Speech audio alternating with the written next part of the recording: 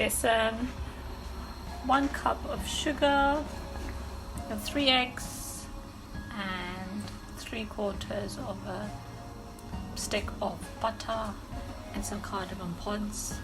And then we have some oil, a little bit oil heating in the pan. That's just like a couple of tablespoons, and then we add in the cardamom pods. And then they start to sizzle, round them up. Stir it around.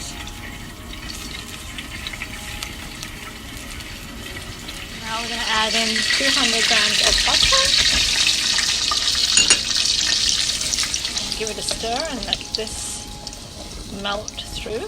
I know that's a lot of butter, but it's the only way you get yummy besan halwa. Now we add in the besan and start stirring it straight away. You have to make sure it's well stirred.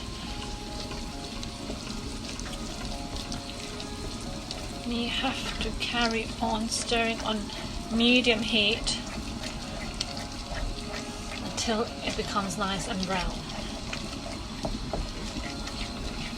Now once it's nice and brown and you can start smelling the besan, then you add in the eggs. And just quickly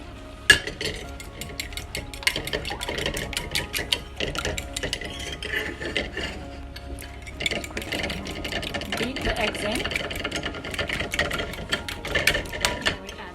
In eggs and start stirring it through.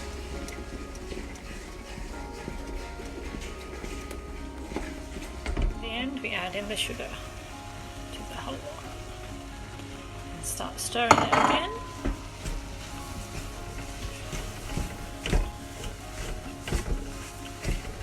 We add in the sugar, it dissolves, and this is what it actually looks like. You want it a nice, like crunchy texture to it.